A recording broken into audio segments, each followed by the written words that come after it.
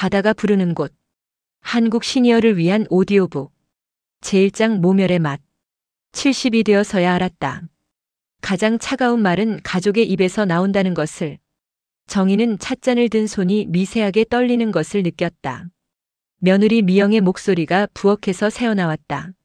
시어머니가 언제까지 우리 집에 계실 건가요? 아이들도 크고 있는데. 아들 성민의 대답은 들리지 않았지만 정희의 가슴은 이미 얼어붙고 있었다. 68년을 살아오며 일제강점기의 굶주림도 한국 전쟁의 포화도 가난한 시절. 아이들 키우는 고단함도 모두 견뎌냈다. 하지만 며느리의 이 한마디가 그 모든 세월의 무게보다 무거웠다. 정희는 거실 한켠에 마련된 자신의 작은 공간을 둘러보았다.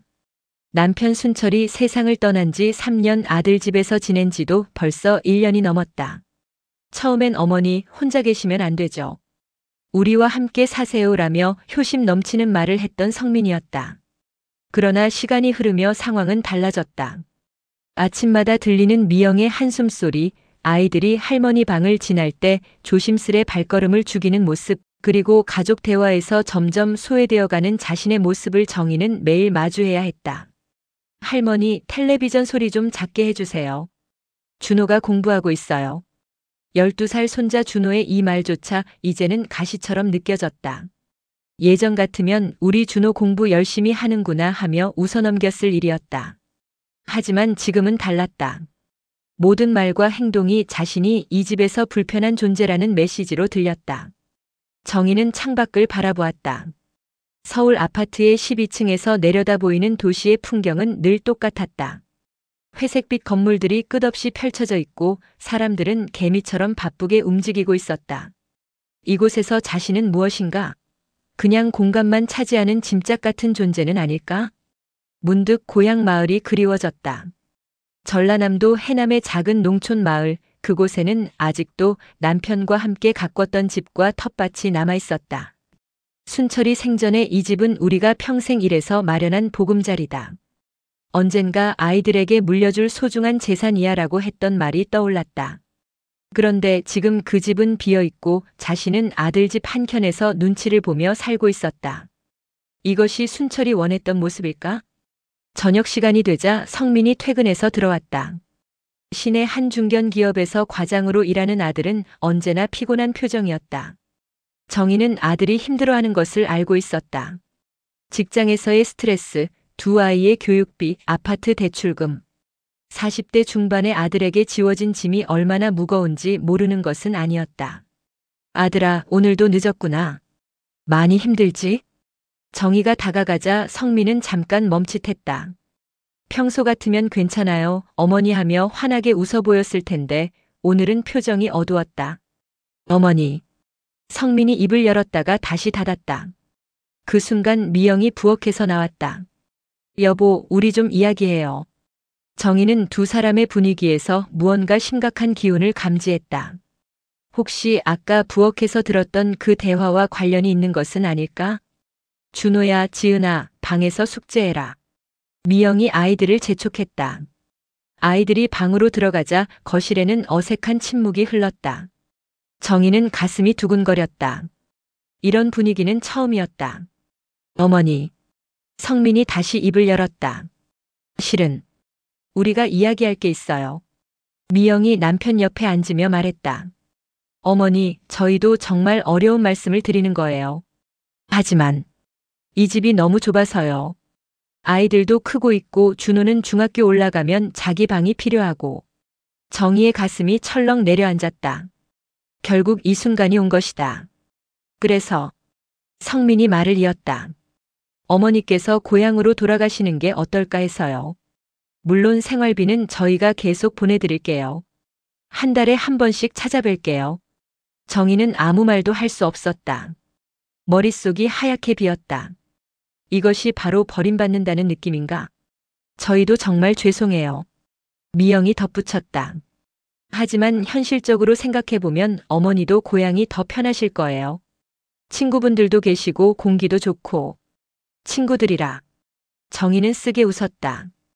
고향에 남은 친구들은 이미 반 이상이 세상을 떠났고 살아있는 친구들도 대부분 자식들 따라 도시로 나가거나 요양원에 들어가 있었다. 언제까지? 정희가 겨우 입을 열었다. 다음 주 안으로. 가능하시면요. 미영의 목소리는 단호했다. 다음 주라니. 정희는 현실감이 없었다. 1년 넘게 이곳을 집이라고 생각하며 살아왔는데 이제 일주일 안에 나가라는 것인가? 그 밤 정희는 잠을 이룰 수 없었다. 천장을 바라보며 지난 1년을 생각해봤다. 정말 자신이 이 집에서 그렇게 큰 불편을 끼쳤을까? 아침마다 일찍 일어나 식사 준비를 도왔고 아이들 학교 보낼 준비도 했고 빨래와 청소도 자신이 할 수 있는 만큼 했다. 그런데도 짐작 취급을 받아야 하는 건가? 새벽 4시 정희는 조용히 일어나 부엌으로 갔다. 습관처럼 물을 끓여 차를 우려내고 작은 창문으로 새벽 하늘을 바라보았다. 이 시간만큼은 아무도 자신을 귀찮아하지 않았다. 문득 남편 순철의 목소리가 들려오는 것 같았다. 정희야, 내가 그렇게 살면 안 돼. 사람은 자존심을 잃으면 끝이야. 순철은 비록 학교는 많이 다니지 못했지만 자존심만큼은 누구보다 강한 사람이었다. 일제강점기 때 일본인 농장에서 일하면서도 허리를 꼿꼿이 세우고 살았고 한국 전쟁 때도 피난 가지 않고 마을을 지켰다. 그런 남편이 지금 자신의 모습을 본다면 뭐라고 할까? 정희는 찻잔을 놓고 결심했다. 더 이상 이렇게 살 수는 없었다. 모멸감을 참으며 사는 것보다는 혼자라도 당당하게 사는 게 나았다. 그날 아침 정희는 평소와 다름없이 아침 준비를 했다. 하지만 마음속으로는 계획을 세우고 있었다. 고향으로 돌아가되 그냥 돌아가지는 않겠다고. 자신만의 방법으로 자신만의 조건으로 새로운 삶을 시작하겠다고 말이다. 미영이 부엌에서 나오며 말했다. 어머니, 고향에 언제 내려가실지 정하셨어요? 정희는 미영을 똑바로 바라보았다. 내일 내려갈게. 그래요? 그럼 성민이가 차로 모셔다. 혼자 갈 수 있어. 정희의 목소리는 의외로 단단했다. 걱정 마. 그 순간 정희는 깨달았다. 모멸감은 받아들이는 자의 몫이라는 것을. 이제 더 이상 받아들이지 않겠다고 자신만의 길을 걸어가겠다고 결심했다. 차창 밖으로 스치는 풍경을 바라보며 정희는 생각했다. 70년을 살아온 자신에게 아직 할 수 있는 일이 무엇일까? 남은 인생을 어떻게 살아야 당당할 수 있을까? 고향으로 가는 기차 안에서 정희의 새로운 이야기가 시작되고 있었다. 제2장 고향이라는 이름의 현실. 고향역에 내린 정희의 발걸음은 무거웠다. 30년 전만 해도 북적이던 역사는 이제 적막했다. 하루에 몇 차례의 기차만 서는 간이역으로 격화된 지 오래였다. 정희 씨, 정말 오랜만이네. 정희를 반긴 것은 같은 마을에 사는 영자였다. 70 중반의 영자는 정희보다 몇 살 위였지만 여전히 정정했다. 영자 언니 안녕하세요. 어머, 서울서 살다가 왜 갑자기 내려왔어? 성민이가 안 모셔다 줬네. 영자의 질문에 정희는 곤란했다. 사실을 말하기엔 자존심이 상했고 거짓말을 하기엔 양심이 거렸다. 그냥 고향이 그리워져서요. 영자는 정희의 표정에서 뭔가를 감지했지만 더 묻지 않았다. 대신 그래, 고향만 한 게 어딨어. 우리 집에 와서 차나 한잔하고 가라며 정희의 손을 잡았다. 영자의 집까지 걸어가는 길 정희는 마을의 변화에 놀랐다. 예전에 20여 가구가 살던 마을에는 이제 5집만 불이 켜져 있었다.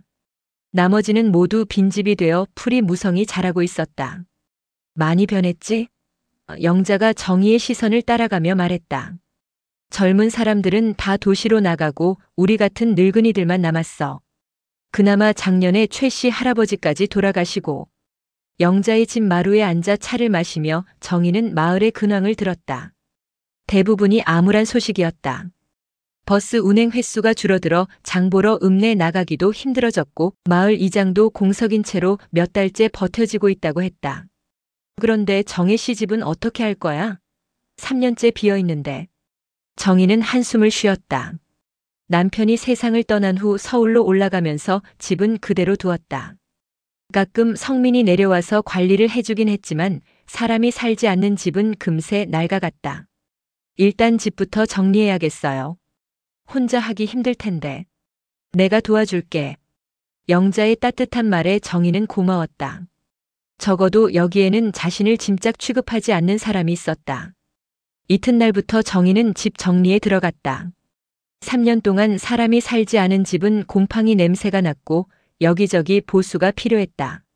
하지만 이상하게도 서울 아들 집에서보다 여기가 더 편안했다. 비록 낡고 불편하지만 적어도 눈치 볼 필요는 없었다. 일주일 후 성민에게서 전화가 왔다. 어머니 괜찮으세요? 집은 어떤가요? 괜찮다. 영자 언니가 많이 도와줘서. 그나저나 어머니 생활비는 매달 보내드릴게요. 그리고 겨울 되기 전에 보일러도 새로 놓아드릴게요. 아들의 말에 정희는 복잡한 기분이었다. 고마우면서도 서운했다. 돈으로 효도를 다한다고 생각하는 것 같아서였다. 성민아, 엄마는 돈이 문제가 아니야. 그럼 뭐가 문제예요? 사람 대접이야. 엄마를 사람 취급해주는 게 먼저야. 전화 너머로 성민의 한숨이 들렸다. 어머니, 저희도 나름대로 어머니를 위해서. 됐다. 이제 엄마가 알아서 살게. 정희는 전화를 끊었다. 그리고 결심했다. 아들에게 의존하지 않고 살 방법을 찾아보자고. 그날 밤 정희는 남편과 함께 모아둔 통장들을 꺼내보았다. 평생 검소하게 살면서 모은 돈이 제법 있었다. 그리고 가장 중요한 것은 집과 땅이었다. 순철이 일생을 바쳐 일군 재산들이었다. 여보, 당신이 남긴 이 재산을 어떻게 써야 할까요? 정희는 남편의 영정사진에 대고 물었다. 순철은 생전에 늘 말했다. 이 모든 게 성민이를 위한 거야. 우리가 죽으면 성민이에게 물려줘야지. 하지만 지금 상황에서 그 말을 그대로 따라야 할까? 성민은 이미 자신의 삶이 있고 정희를 부담스러워하고 있었다. 그렇다면 정의 자신을 위해 이 재산을 쓰는 것이 잘못된 일일까? 다음 날 정희는 읍내 부동산에 갔다. 사무실을 운영하는 김 사장은 정희를 알아보고 반갑게 맞았다. 어머니, 오랜만입니다. 서울에서 사시다가 언제 내려오셨어요? 며칠 전에 왔어요. 그런데 김 사장님, 우리 동네 땅값이 어떻게 돼요? 아, 어머니 집 있는 동네 말씀이세요? 요즘 그쪽이 개발 예정지에 들어갔어요. 해안관광단지 조성 사업 때문에 땅값이 많이 올랐습니다. 정희는 깜짝 놀랐다. 얼마나 올랐는데요? 김 사장이 계산기를 두드렸다. 어머니 댁 땅이 한 300평 정도 되죠? 지금 시세로는 3억 정도 됩니다. 3억. 정희는 믿을 수 없었다. 순철이 살아있을 때만 해도 그 땅은 5천만 원 정도의 가치였다. 정말요? 네, 실제로 작년부터 서울에서 땅 사러 내려오는 사람들이 많아졌어요. 어머니도 혹시 파실 생각이시면. 정희는 고개를 저었다. 아니요, 그냥 시세가 궁금해서요. 집으로 돌아온 정희는 한동안 멍하니 앉아 있었다. 3억이라는 돈이면 무엇을 할 수 있을까? 그날 저녁 영자가 찾아왔다. 정희야, 너 혹시 실버타운 같은 곳 생각해 본 적 없어? 실버타운이요? 응, 요즘 해안가의 노인들을 위한 아파트들이 많이 생겨.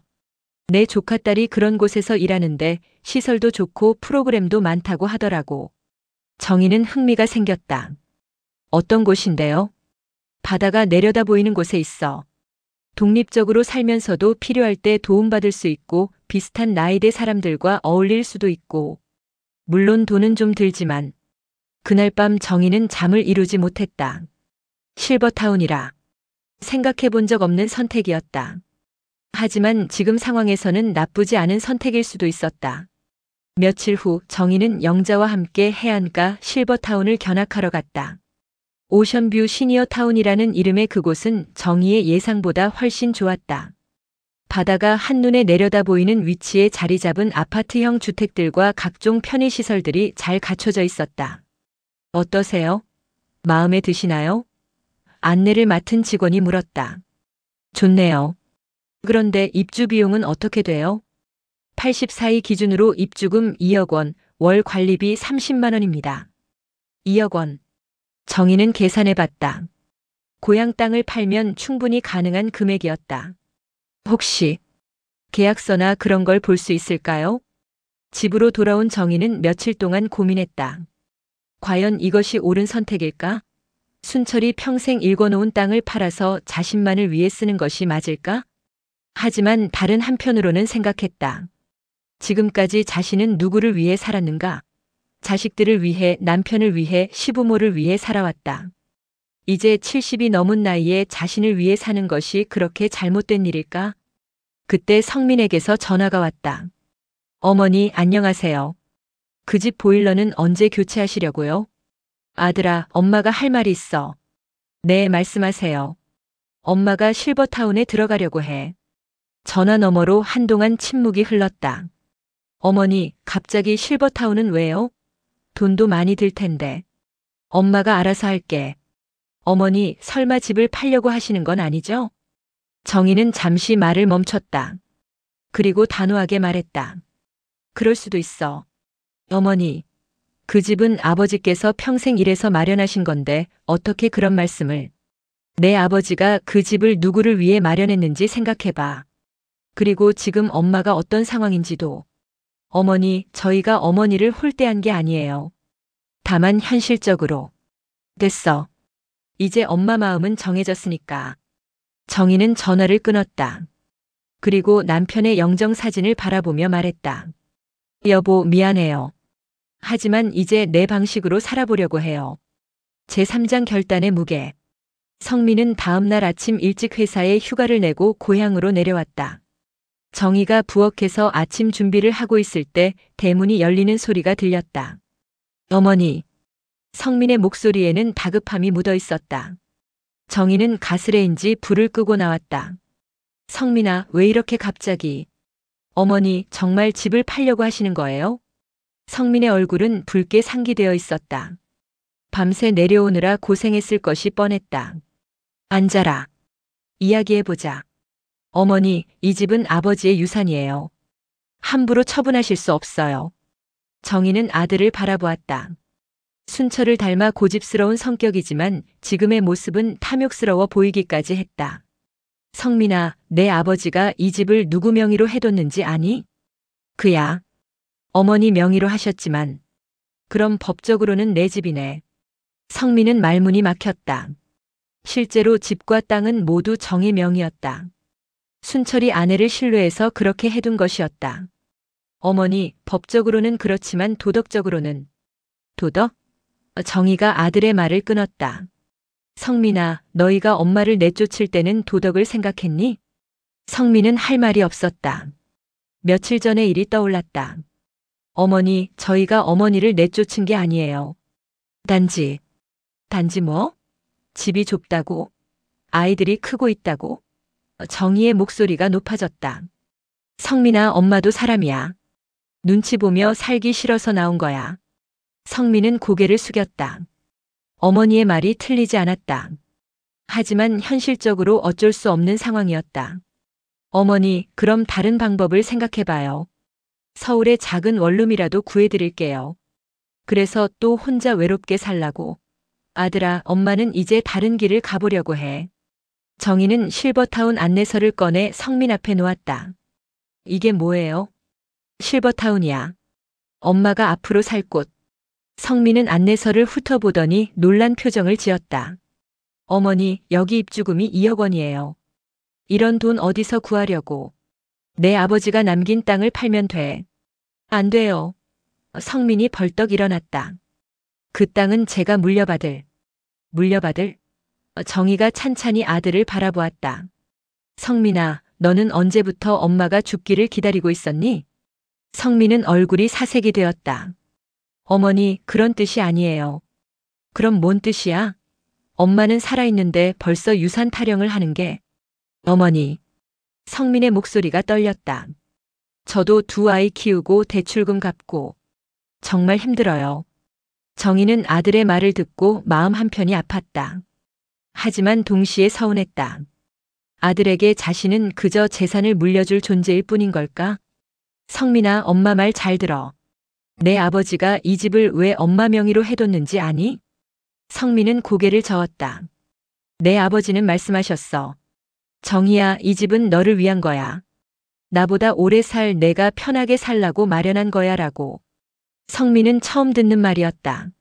내 아버지는 자식들에게 재산을 물려주는 것보다 살아있는 부모가 편하게 사는 게 더 중요하다고 생각하셨어. 그래서 엄마 명의로 해두신 거야. 정희는 남편의 말을 그대로 전했다. 실제로 순철은 생전에 그런 말을 자주 했다. 성민은 한동안 말없이 앉아 있었다. 그리고 천천히 입을 열었다. 어머니가 정말 그곳에서 행복하실 수 있을까요? 모르겠어. 하지만 적어도 눈치 보며 살지는 않을 거야. 성민은 고개를 숙였다. 어머니의 말이 가슴에 박혔다. 어머니, 저희가 잘못했어요. 성민아, 잘못했다는 걸 아는 게 중요한 게 아니야. 앞으로 어떻게 할 건지가 중요해. 그럼 어머니께서는 앞으로 저희를 안 보시려고. 그런 게 아니야. 정희가 아들의 손을 잡았다. 엄마는 너희와 좋은 관계를 유지하고 싶어. 하지만 서로 부담 주지 않는 선에서. 성민은 어머니의 손을 바라보았다. 그 손은 70년의 세월을 견뎌온 손이었다. 거칠고 주름졌지만 따뜻했다. 어머니, 정말 죄송해요. 됐어. 이제 각자 자기 길을 가자. 그날 오후 성민은 미영에게 전화를 걸었다. 여보, 어머니가 정말 집을 팔아서 실버타운에 들어가신다고 해. 그래요? 그럼 우리 욕심이었어. 성민이 말을 끊었다. 어머니 마음을 이해해드려야겠어. 미영은 전화 너머에서 한숨을 쉬었다.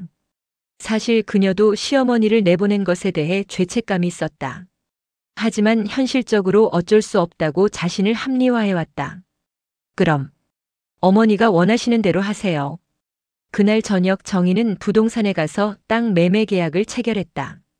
3억 원에 팔기로 한 것이다. 서울에서 온 투자자가 흔쾌히 계약에 응했다. 어머니, 현명한 결정하셨네요. 부동산 중개업자가 말했다. 이 돈으로 실버타운에서 편하게 사세요.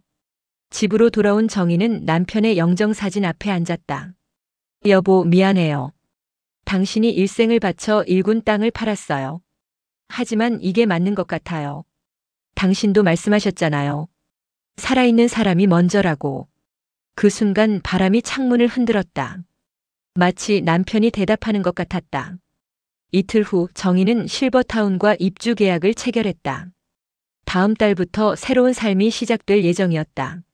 성민은 마지막까지 어머니를 만류했지만 정희의 의지는 확고했다. 성민아, 엄마 걱정하지 마라.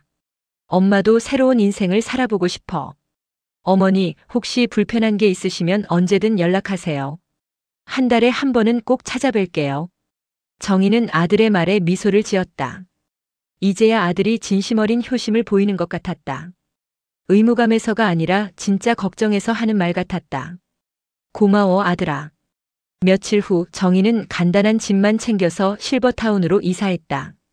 영자와 몇몇 이웃들이 배웅을 나왔다. 정희야, 가끔 소식 전해라. 그리고 외로우면 언제든 놀러와.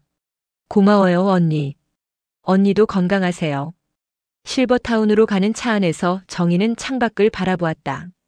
고향 마을이 점점 멀어지고 있었다. 하지만 이상하게도 후회는 되지 않았다. 오히려 가슴이 설레었다. 70이 넘은 나이에 새로운 환경에서 새로운 사람들을 만나게 된다는 것이 두렵기보다는 기대되었다. 바다가 보이는 집에서 살게 되는구나. 정희는 생각했다. 어릴 적부터 바다를 보며 자란 그녀에게 바다는 늘 위로가 되어 주었다. 이제 다시 바다와 함께 살 수 있게 되었다.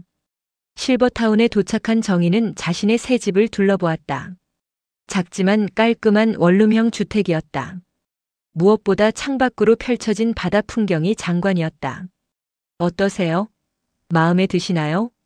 관리사무소 직원이 물었다. 네, 좋네요. 정희는 답하며 창가에 섰다.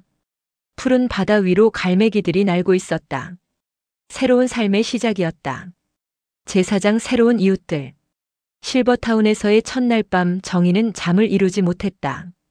낯선 환경에 대한 불안감도 있었지만 무엇보다 이 선택이 옳았는지에 대한 의구심 때문이었다. 새벽 5시 정희는 일어나 창가에 섰다. 수평선 너머로 해가 떠오르고 있었다. 바다에서 보는 일출은 고향 마을에서 보던 것과는 또 다른 장관이었다. 와, 정말 예쁘네요. 뒤에서 들려온 목소리에 정희가 돌아보니 옆집에 사는 듯한 여성이 베란다에서 일출을 보고 있었다. 안녕하세요. 어제 이사 온 정희입니다. 아, 반갑습니다. 저는 김경숙이에요. 여기 온 지 벌써 2년째예요. 경숙은 정희보다 2~3살 어려 보였다. 단정한 옷차림에 화사한 미소를 짓고 있었다. 혹시 아침 산책같이 하실래요?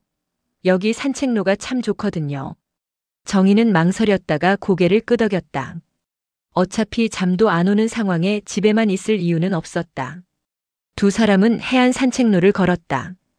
이른 아침이라 사람은 많지 않았지만 몇몇 주민들이 조깅을 하거나 태극권을 하고 있었다. 여기 분위기가 참 좋네요. 정희가 말했다. 처음엔 적응하기 힘들었어요. 서울에서 40년 넘게 살다가 왔거든요. 그런데 지금은 여기가 더 좋아요. 스트레스도 없고 공기도 좋고. 가족들은 뭐라고 안 하세요? 경숙의 얼굴에 잠깐 그림자가 드리웠다. 처음엔 반대했어요. 특히 며느리가. 그런데 시간이 지나니까 이해해 주더라고요. 서로 부담 안 되니까 오히려 관계가 좋아졌어요. 정희는 경숙의 말에 공감했다. 자신도 비슷한 상황이었으니까. 산책을 마치고 식당에서 아침을 먹는데 경숙이 여러 사람들을 소개해 주었다. 정혜 씨, 여기 앉으세요. 이분들이 우리 햇님의 멤버들이에요. 테이블에는 비슷한 연령대의 여성 5명이 앉아 있었다. 햇님 회요? 여기서 같이 활동하는 모임이에요. 주로 텃밭 가꾸기, 독서 모임, 가끔 여행도 가고. 한 명씩 소개를 받으며 정희는 흥미로웠다. 모두들 저마다의 사연을 갖고 이곳에 온 사람들이었다. 저는 남편이 치매에 걸려서 요양원에 들어가신 후에 왔어요.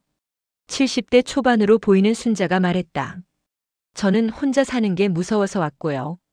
가장 나이가 많아 보이는 점례가 덧붙였다.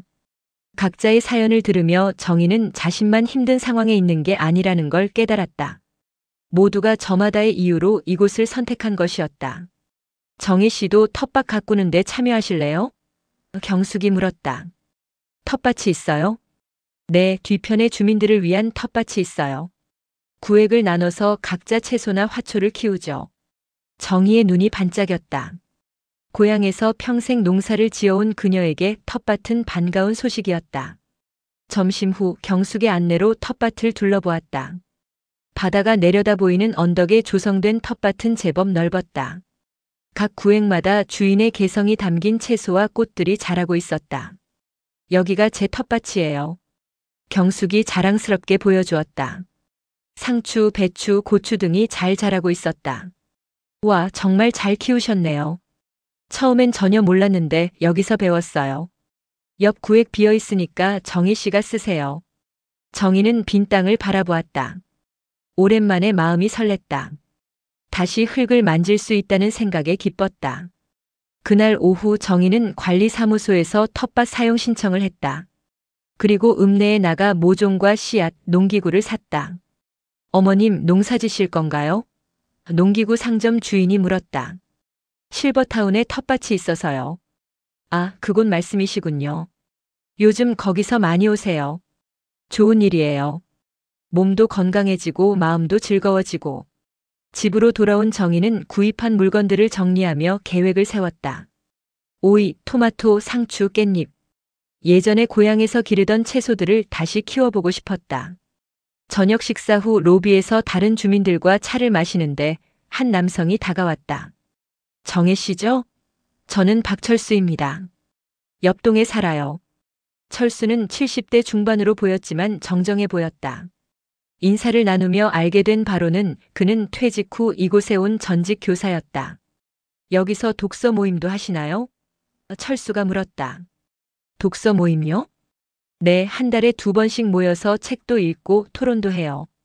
요즘은 82년생 김지영 읽고 있어요. 정희는 놀랐다. 그 책은 며느리 미영이 읽고 있는 걸 본 적이 있었다. 그런 책을 읽으시는군요. 시대가 변했으니 우리도 공부해야죠. 손자, 손녀들과 대화하려면 요즘 세상이 어떤지 알아야 하잖아요. 철수의 말에 정희는 감탄했다. 70대에도 계속 공부하려는 자세가 존경스러웠다. 저도 참여해 볼 수 있을까요? 물론이죠. 다음 주 토요일 오후 2시에 모여요. 커뮤니티 센터에서요. 그날 밤 정희는 오랜만에 편안한 잠을 잤다. 새로운 환경에 대한 불안감은 여전했지만 좋은 이웃들을 만날 수 있다는 기대감이 더 컸다. 다음 날부터 정희는 본격적으로 텃밭일을 시작했다. 오랫동안 흙을 만지지 않았던 손이 어색했지만 곧 예전 감각이 돌아왔다. 정희 씨 손이 정말 빠르네요.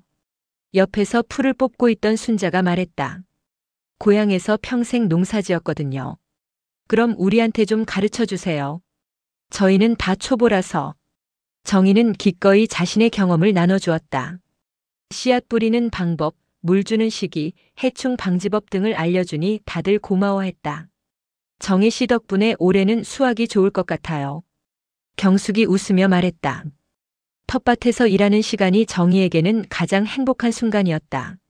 아무도 눈치 주지 않고 자신의 페이스대로 일할 수 있었다.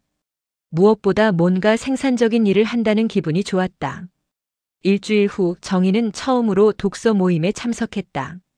커뮤니티 센터에는 남녀 10명 정도가 모여 있었다. 자, 오늘은 새로 오신 정희 씨도 함께 하시네요. 반갑습니다. 철수가 사회를 보며 모임을 진행했다. 82년생 김지영에 대한 토론이 시작되었다. 이 책을 읽으면서 우리 며느리 마음을 좀 이해하게 됐어요. 한 할머니가 말했다. 저도 그래요.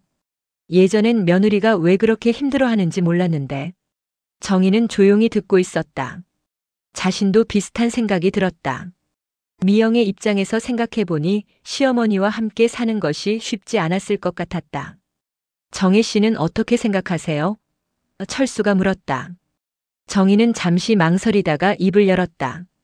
저도 이 책을 읽으면서 제 며느리 생각이 많이 났어요. 그동안 제가 며느리 입장을 제대로 이해하지 못했던 것 같아요. 어떤 부분에서요? 여자로서 겪는 어려움 같은 거요.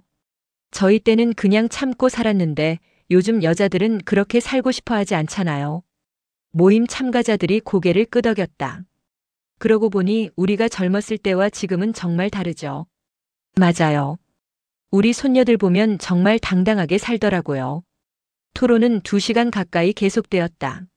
정희는 처음에는 조심스러웠지만 점점 자신의 생각을 표현하게 되었다. 모임이 끝난 후 철수가 정희에게 다가왔다. 오늘 말씀 잘 들었어요. 정희 씨도 많은 생각을 하고 계시는군요. 여기 와서 많은 걸 배우고 있어요. 그렇죠. 나이가 들어서도 계속 배우는 게 중요해요. 그래야 시대에 뒤처지지 않죠. 집으로 돌아가는 길에 정희는 마음이 한결 가벼워진 것을 느꼈다. 새로운 사람들과 새로운 이야기를 나누는 것이 이렇게 즐거운 일인 줄 몰랐다. 그날 밤 정희는 성민에게 전화를 걸었다. 성민아, 엄마야. 어머니, 어떠세요? 적응은 되시나요? 응, 생각보다 좋아. 좋은 분들도 많이 만났고 텃밭도 가꾸고 있어. 다행이네요. 텃밭이요? 정희는 텃밭 이야기, 독서 모임 이야기를 들려주었다. 성민은 어머니의 밝은 목소리에 안심이 되었다. 어머니가 행복하시는 것 같아서 다행이에요. 성민아, 그리고 미영이에게 전해줘. 엄마가 이해한다고. 그동안 힘들었을 거라고. 성민은 놀랐다. 어머니가 며느리에게 먼저 이해의 말을 전하다니. 어머니, 괜찮아. 이제 서로 부담 갖지 말고 지내자. 그게 모두에게 좋은 일이야. 전화를 끊은 후 정희는 창밖 바다를 바라보았다. 달빛이 바다에 비쳐 은빛길을 만들고 있었다. 새로운 삶이 시작되고 있구나. 정희는 생각했다. 비록 혼자이지만 진정한 자신의 삶을 살아가고 있다는 기분이 들었다. 제오장 뿌리내리기. 실버타운에 온 지 한 달이 지나자 정희는 완전히 새로운 일상에 적응했다. 아침 6시에 일어나 해안 산책을 하고 오전에는 텃밭일, 오후에는 독서나 다른 취미 활동을 하는 규칙적인 생활이었다. 텃밭에서 기른 채소들이 제법 자라 첫 수확을 할 수 있게 되었다. 정희가 기른 상추와 깻잎은 다른 주민들이 기른 것보다 훨씬 싱싱했다. 정혜 씨, 비법이 뭐예요? 경숙이 물었다. 별거 없어요. 그냥 사랑으로 키운 거죠. 하지만 정희는 자신의 경험을 아낌없이 나눠주었다. 어떤 시기에 물을 줘야 하는지, 어떻게 해충을 막을 수 있는지, 언제 수확하는 것이 가장 좋은지. 우리 정혜 씨가 진짜 농사 선생님이네. 순자가 박수를 쳤다. 정희는 뿌듯했다. 자신의 지식과 경험이 다른 사람들에게 도움이 된다는 것이 기뻤다. 어느 날 오후 관리사무소에서 정희를 찾았다. 정희 씨, 혹시 시간 있으시면 사무소로 좀 와주세요. 무슨 일인가 싶어 사무소에 가니 관리소장이 웃으며 맞았다. 정혜 씨, 주민들 사이에서 평판이 정말 좋으시네요. 무슨 말씀이세요? 텃밭 관리와 농사 지도를 너무 잘 해주신다고 다들 칭찬이 자자해요. 그래서 제안이 있는데 혹시 공식적으로 농사 멘토 역할을 맡아주실 수 있으세요? 정희는 놀랐다. 농사 멘토요? 네, 새로 입주하는 분들께 농사 방법을 알려주시고 계절별로 농사 강의도 해주시면 어떨까요? 물론 소정의 수당도 드리고요. 정희는 잠시 생각해봤다. 자신의 경험이 다른 사람들에게 도움이 된다면 기꺼이 하고 싶었다. 좋아요. 해보겠어요. 그렇게 정희는 실버타운의 공식 농사 멘토가 되었다. 일주일에 2번 새로운 주민들에게 농사 방법을 알려주는 일이었다. 첫 강의날 커뮤니티 센터에는 20명 가까운 주민들이 모였다. 안녕하세요, 여러분. 저는 정희입니다. 오늘부터 여러분께 농사 짓는 방법을 알려드리게 되었어요. 정희는 처음엔 떨렸지만 곧 익숙해졌다. 평생 해온 농사 이야기를 하는 것이라 어렵지 않았다. 먼저 흙부터 알아야 해요. 좋은 흙이 있어야 좋은 채소가 자라거든요. 정희는 실제 흙 샘플을 가져와서 보여주며 설명했다. 참석자들은 진지하게 들었다. 질문 있으시면 언제든 하세요. 정희 선생님, 토마토 키울 때 주의할 점이 뭐예요? 토마토는 물을 너무 많이 주면 안 돼요. 뿌리가 썩을 수 있거든요. 그리고 지지대를 꼭 세워주셔야 해요. 질문과 답변이 이어지며 시간이 금세 지나갔다. 강의가 끝난 후 한 할아버지가 다가왔다. 선생님, 정말 유익했어요. 다음 시간이 벌써 기다려져요. 정희는 가슴이 뿌듯했다. 이런 느낌은 처음이었다. 자신이 다른 사람들에게 도움이 되는 존재라는 것, 그리고 그것을 통해 자신도 보람을 느낀다는 것. 강의를 마치고 집으로 돌아오는 길에 정희는 성민에게 전화했다. 성민아, 엄마가 요즘 농사 선생님 노릇하고 있어. 농사 선생님이요? 정희는 농사 멘토가 된 이야기를 들려주었다. 성민은 어머니의 밝은 목소리에 놀랐다. 어머니, 정말 좋으셨겠어요. 응, 오랜만에 내가 쓸모있는 사람이라는 기분이 들어. 성민은 마음이 짠했다. 어머니가 그동안 얼마나 소외감을 느꼈을지 짐작이 갔다. 어머니, 정말 잘하셨어요. 자랑스러워요. 전화를 끊은 후 성민은 미영에게 어머니 이야기를 전했다. 시어머니가 그렇게 활기차게 지내신다니 다행이에요. 미영도 진심으로 기뻐했다. 사실 그녀도 시어머니를 내보낸 것에 대해 죄책감이 있었다. 우리가 어머니를 제대로 모시지 못한 것 같아. 성민이 말했다. 이제라도 자주 연락드리고 가끔 찾아뵈어요. 한편 정희는 농사 멘토 일 외에도 다른 활동에 참여하기 시작했다. 독서 모임은 물론이고 새로 생긴 실버 합창단에도 가입했다. 정희 씨, 목소리가 참 좋으시네요. 합창단 지휘자인 김 선생님이 말했다. 어릴 때 교회에서 찬양대 했었거든요. 합창단 연습은 일주일에 2번 있었다. 아리랑, 고향의 봄 같은 우리나라 가곡부터 에델바이스, 아베마리아 같은 외국곡까지 다양했다. 처음엔 가사를 외우기 힘들었지만 연습을 거듭하며 점점 나아졌다. 무엇보다 다른 사람들과 함께 노래하는 즐거움이 컸다. 우리 합창단이 다음 달에 지역 축제에서 공연한대요. 경숙이 흥미진진하게 말했다. 공연이요? 네, 해안축제에서 무대에 서는 거예요. 떨리지만 기대돼요. 정희도 설렜다. 70 넘어서 무대에 설 기회가 생기다니. 공연 준비를 위해 연습이 더욱 활발해졌다. 정희는 집에서도 틈틈이 가사를 외우고 발성 연습을 했다. 어느 날 저녁 산책을 하던 정희는 바다를 바라보며 생각에 잠겼다. 실버타운에 온 지 벌써 2달이 넘었다. 처음 왔을 때의 불안감은 온데간데 없고 이제는 이곳이 진짜 집 같았다. 매일 아침 해를 보며 하루를 시작하고 텃밭에서 채소를 기르고 좋은 사람들과 시간을 보내고 새로운 것들을 배우고 이런 삶이 이렇게 충실할 수 있다는 걸 몰랐다. 정혜 씨. 뒤에서 부르는 목소리에 돌아보니 철수였다. 산책하세요? 네, 이 시간이 참 좋더라고요. 두 사람은 나란히 걸으며 이야기를 나눴다. 정혜 씨, 요즘 정말 달라 보여요. 어떻게요? 처음 오셨을 때는 뭔가 무거운 느낌이었는데 지금은 훨씬 밝아지셨어요. 정희는 웃었다. 저도 그런 기분이에요. 여기 와서 제가 누군지 다시 알게 된 것 같아요. 그게 뭔가요? 그냥 정희라는 사람. 누구의 엄마, 누구의 며느리가 아니라 그냥 정희라는 한 사람으로서 말이에요. 철수는 고개를 끄덕였다. 저도 비슷해요. 여기 와서 박 선생님이 아니라 그냥 철수로 살고 있어요. 두 사람은 벤치에 앉아 바다를 바라보았다. 정혜 씨, 혹시 외로울 때는 없으세요? 철수가 조심스럽게 물었다. 가끔요. 특히 밤에. 그런데 예전처럼 막막한 외로움은 아니에요. 그냥 자연스러운 외로움. 저도 그래요. 혼자라는 게 외로울 수도 있지만 자유롭기도 하고요. 그 순간 정희는 철수에게서 묘한 동질감을 느꼈다. 같은 세대를 살아온 사람으로서 그리고 새로운 환경에서 새로운 삶을 시작한 사람으로서의 동질감. 철수 씨는 자식들이 뭐라고 안 해요? 처음엔 걱정했죠. 그런데 제가 여기서 건강하게 지내는 걸 보니까 안심하더라고요. 오히려 자주 안부 전화도 하고 가끔 놀러도 와요. 정희도 비슷한 경험을 했다. 성민은 이제 일주일에 한 번씩은 꼭 안부 전화를 했고 어머니의 근황을 진심으로 걱정해 주었다. 거리를 두니까 오히려 관계가 좋아진 것 같아요. 정희가 말했다. 맞아요. 서로 부담 안 되니까 더 편하게 지낼 수 있고요. 그날 밤 정희는 일기를 썼다. 실버타운에 온 후 시작한 새로운 습관이었다.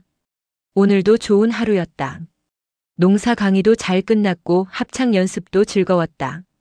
철수 씨와 나눈 대화도 의미 있었다. 이런 평범한 일상이 이렇게 소중할 줄 몰랐다. 70이 넘어서 새로운 삶을 시작할 수 있다는 게 감사하다. 며칠 후 정희에게 뜻밖의 소식이 전해졌다. 지역 신문에서 실버타운의 농사 멘토 활동을 취재하고 싶다는 연락이 온 것이다. 정혜 씨 축하해요. 경숙이 기뻐했다. 신문에 나시는 거예요. 정희는 당황했다. 제가 뭐 대단한 일을 한 것도 아닌데. 하지만 주변 사람들의 권유로 취재에 응하기로 했다.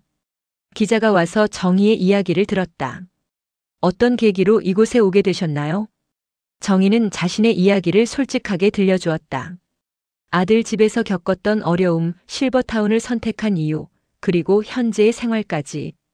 지금의 삶에 만족하시나요? 네, 정말 만족해요. 물론 가족과 떨어져 사는 게 아쉽기도 하지만 이런 식으로 살 수도 있다는 걸 알게 되었어요. 다른 어르신들에게 하고 싶은 말씀이 있다면? 정희는 잠시 생각하더니 말했다. 나이가 들어도 새로운 시작은 가능해요. 용기만 있다면요. 그리고 가족과의 관계도 거리를 두니까 오히려 더 좋아질 수 있어요. 일주일 후 신문 기사가 나왔다. 70 넘어 시작한 새로운 인생. 실버타운 농사 멘토 정혜 씨라는 제목이었다. 기사를 본 성민이 전화를 걸어왔다. 어머니 신문 봤어요. 정말 자랑스러워요. 부끄럽네. 별거 아닌데 이렇게까지. 아니에요. 어머니가 새로운 삶을 살아가는 모습이 정말 멋져요. 그날 오후 미영도 처음으로 전화를 걸어왔다. 시어머니, 저 미영이에요. 어머 미영아. 안녕하니? 네, 신문 기사 봤어요. 정말 대단하세요. 별거 아냐? 아니에요. 저 시어머니께 사과드리고 싶었어요. 그때 제가 너무했어요.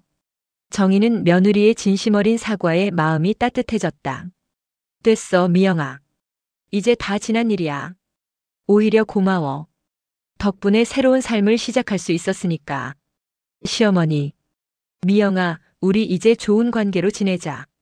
서로 부담 주지 말고. 전화를 끊은 후 정희는 창밖 바다를 바라보았다. 오늘따라 바다가 더욱 푸르게 보였다. 정말 새로운 시작이구나. 정희는 생각했다. 70 넘은 나이에 이런 변화가 가능하다는 것이 신기하기도 하고 감사하기도 했다. 제육장 새로운 도전. 신문 기사가 나간 후 정희의 생활에는 작은 변화들이 생겼다. 농사 강의를 듣기 위해 다른 지역에서 오는 어르신들도 있었고 간혹 정희의 조언을 구하러 찾아오는 사람들도 있었다. 정희 선생님, 저희 실버타운에도 와서 강의 좀 해주실 수 없나요? 인근 실버타운 관리소장이 전화를 걸어왔다. 정희는 망설였다. 다른 곳까지 가서 강의를 하는 것은 생각해 본 적이 없었다. 어떻게 생각하세요? 관리소장에게 상의했다. 좋은 기회인 것 같은데요. 정희 씨의 경험을 더 많은 분들과 나눌 수 있잖아요. 결국 정희는 월 2회 외부 강의도 하기로 했다. 소정의 강의료도 받을 수 있었다. 첫 외부 강의를 위해 인근 실버타운을 방문했을 때 정희는 새로운 에너지를 느꼈다. 자신의 경험과 지식이 더 많은 사람들에게 도움이 될 수 있다는 것이 기뻤다. 안녕하세요, 여러분. 저는 농사 멘토 정희입니다. 강의실에 모인 30여 명의 어르신들이 박수로 맞아주었다. 저도 여러분처럼 새로운 환경에서 새로운 시작을 한 사람입니다. 그 과정에서 텃밭 농사가 얼마나 큰 위로와 기쁨을 줄 수 있는지 경험했어요. 정희는 농사 기술뿐만 아니라 자신의 이야기도 함께 들려주었다. 어떻게 실버타운에 오게 되었는지, 처음엔 얼마나 힘들었는지, 그리고 지금은 얼마나 만족하며 살고 있는지. 선생님, 혹시 가족들과 멀어지는 건 외롭지 않으세요? 한 할머니가 질문했다. 처음엔 외로웠어요. 하지만 지금은 이렇게 생각해요. 물리적인 거리와 마음의 거리는 다르다고. 오히려 거리를 두니까 서로 더 소중하게 생각하게 되었어요. 강의가 끝난 후 여러 어르신들이 다가와서 개인적인 고민을 털어놓았다. 저도 며느리와 갈등이 있어서 고민이에요. 자식들이 실버타운 가는 걸 반대해서 혼자 사는 게 두려워서 결정을 못 내리겠어요.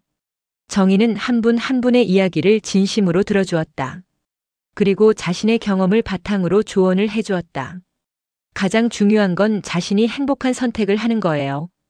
다른 사람 눈치 보지 마시고 자신의 마음에 솔직해지세요. 돌아오는 길에 정희는 뿌듯함을 느꼈다. 자신의 이야기가 다른 사람들에게 힘이 될 수 있다는 것이 신기하고 감사했다. 그 무렵 실버타운에서는 가을 축제 준비가 한창이었다. 합창단의 공연도 있고 주민들이 기른 채소와 꽃으로 품평회도 열릴 예정이었다. 정혜 씨, 품평회에 나가세요. 정혜 씨 토마토가 제일 좋을걸요. 경숙이 권했다. 에이, 그런 거 하려고 기른 건 아니에요. 하지만 주변의 권유로 결국 참가하기로 했다. 정성껏 기른 토마토와 상추 그리고 고추를 출품했다. 축제 당일 실버타운은 축제 분위기로 들썩였다. 주민들의 가족들도 많이 찾아왔고 지역 주민들도 구경을 왔다. 정희는 합창단의 일원으로 무대에 섰다. 아리랑을 부를 때 관객석에서 박수가 터져 나왔다. 70 넘어서 무대에 서본 경험은 처음이었지만 무척 즐거웠다. 품평의 결과 발표에서는 더 큰 기쁨이 기다리고 있었다. 농산물 부문 대상 정혜 씨. 정희는 믿을 수 없다는 표정을 지었다. 주변 사람들이 축하해 주었다. 정혜 씨 축하해요. 역시 전문가는 달라. 시상식에서 마이크를 잡은 정희는 잠시 말을 잊었다. 그리고 천천히 입을 열었다. 이런 상을 받게 될 줄 몰랐어요. 사실 저는 농사를 상을 받으려고 짓지 않았어요. 그냥 흙을 만지고 씨앗이 자라는 걸 보면서 위로받고 싶었거든요. 관객들이 조용히 들었다.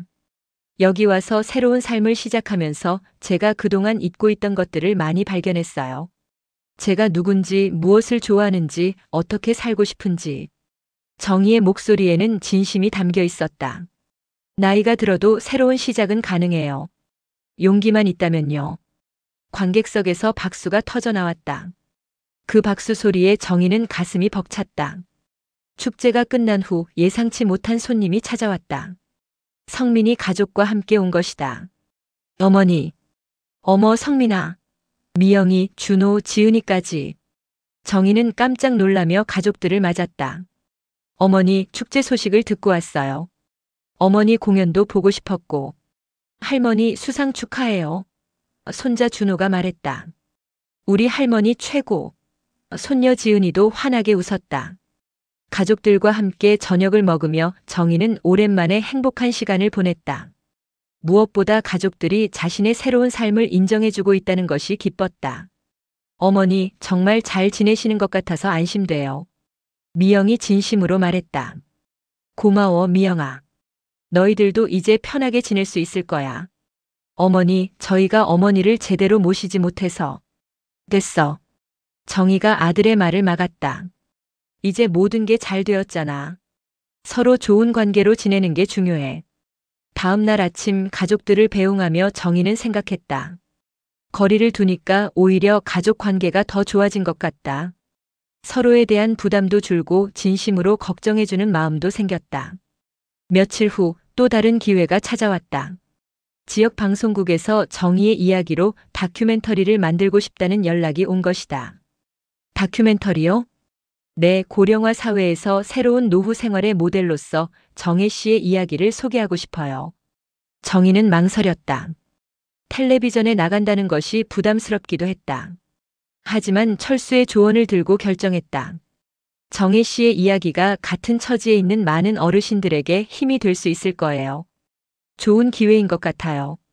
촬영은 일주일에 걸쳐 진행되었다. 정희의 하루 일상부터 농사 강의, 합창단 활동까지 모든 것을 담았다. 정혜 씨에게 실버타운에서의 생활은 어떤 의미인가요? PD가 질문했다. 새로운 나를 찾아가는 과정이에요. 그동안 저는 누군가의 아내, 누군가의 어머니, 누군가의 며느리로만 살아왔어요. 하지만 여기서는 그냥 정의로 살고 있어요. 가장 큰 변화는 무엇인가요? 자존감이요. 제가 쓸모있는 사람이라는 걸 다시 느끼게 되었어요. 그리고 행복하다는 걸요. 다큐멘터리는 한 달 후 방송될 예정이었다. 정희는 기대 반 걱정 반이었다. 텔레비전에 나오시는 거예요? 대단해요. 경숙이 부러워했다. 부끄럽네. 별거 아닌데. 아니에요. 정희 씨 덕분에 우리 실버타운도 유명해질 거예요. 방송날이 다가오자 정희는 점점 긴장되었다. 과연 사람들이 자신의 이야기를 어떻게 받아들일까? 방송 당일 실버타운 주민들이 커뮤니티 센터에 모여서 함께 시청했다. 나와라, 나와라. 사람들이 기대에 찬 목소리로 말했다. 드디어 정희가 화면에 나타났다.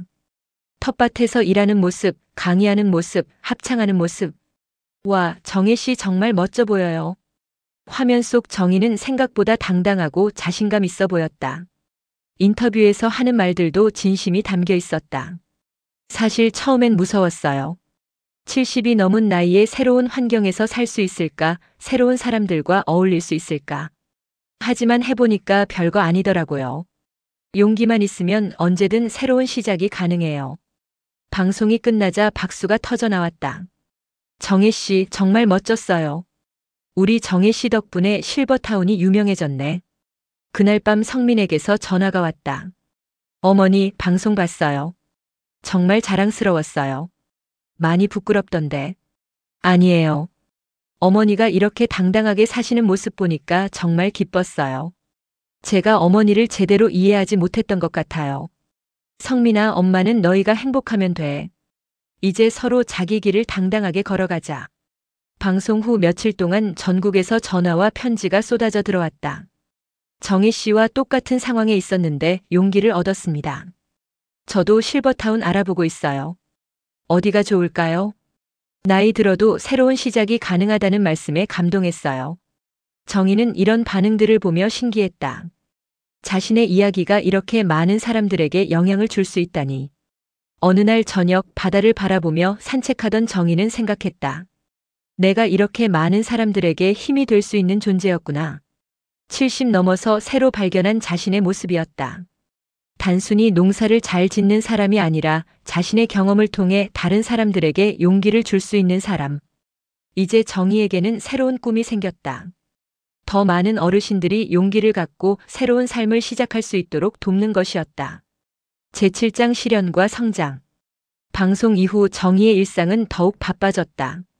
전국 각지에서 강의 요청이 들어왔고 실버타운을 견학 오는 사람들도 늘어났다. 정희는 이런 변화를 즐겼다. 하지만 모든 일이 순탄한 것은 아니었다. 어느 날 아침 정희는 몸이 이상함을 느꼈다. 텃밭에서 일하다가 갑자기 어지러움을 느끼며 주저앉았다. 정혜 씨, 괜찮으세요? 옆에서 일하던 경숙이 놀라며 달려왔다. 잠깐. 어지러워서. 경숙은 급히 119에 신고했다. 정희는 병원으로 이송되었고 정밀 검사를 받았다. 의사는 검사 결과를 보며 심각한 표정을 지었다. 정혜 씨, 혈압이 상당히 높으시네요. 그리고 심장에도 약간 문제가 있는 것 같습니다. 심각한가요? 당장 생명에 지장은 없지만 관리가 필요합니다. 약물 치료를 하면서 무리하지 마세요. 정희는 충격을 받았다. 그동안 건강하다고 생각했는데 갑자기 이런 진단을 받다니. 병원에서 연락을 받고 성민이 급히 내려왔다. 어머니, 괜찮으세요? 괜찮다. 별거 아니야. 하지만 성민은 걱정스러웠다.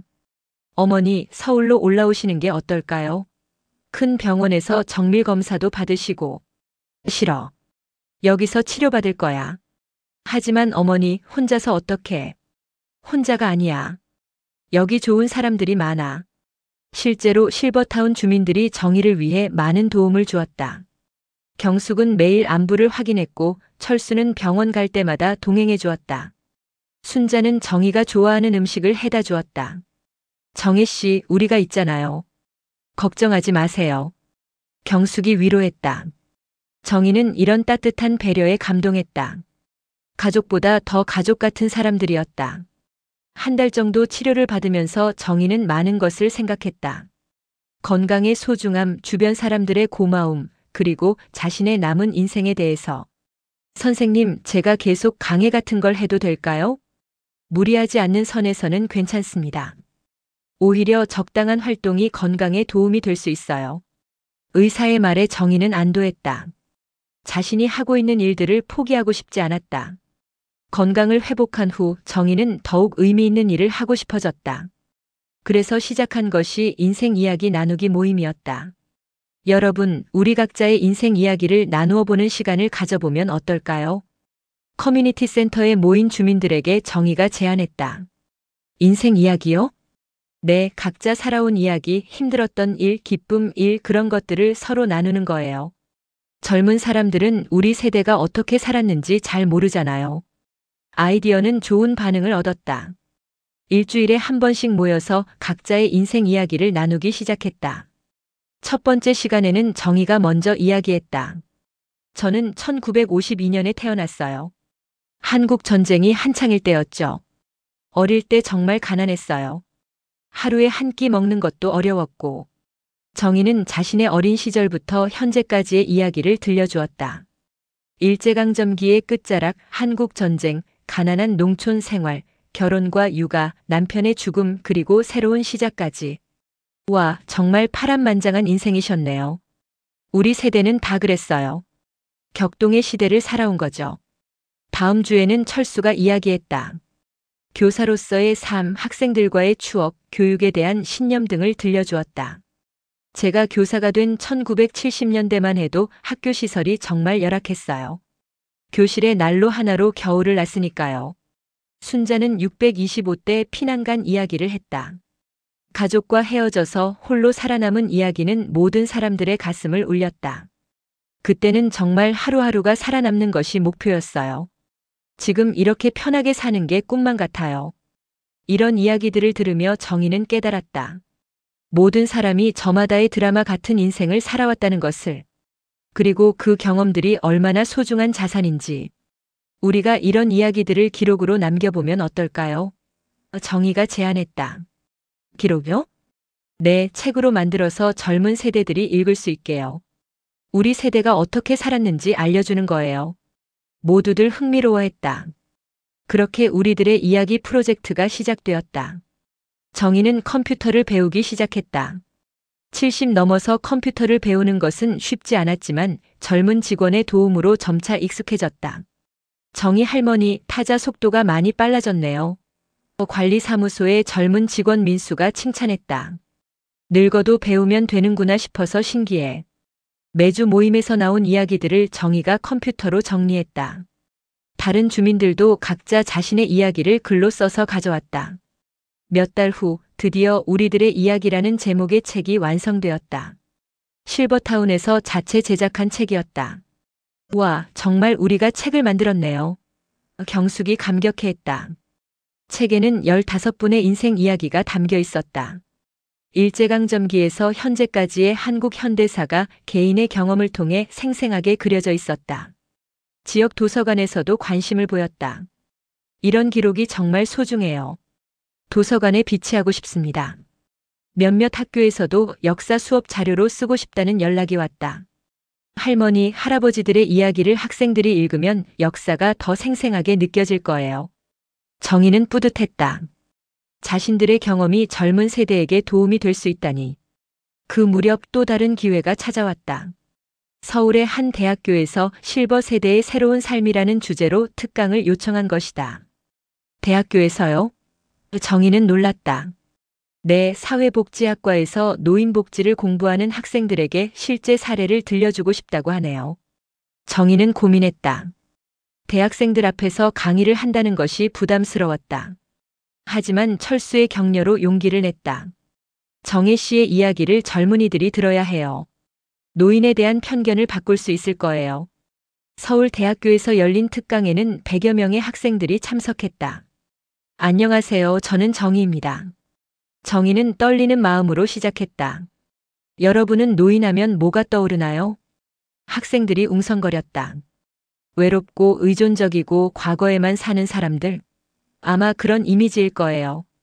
저도 그랬거든요. 제 자신에 대해서.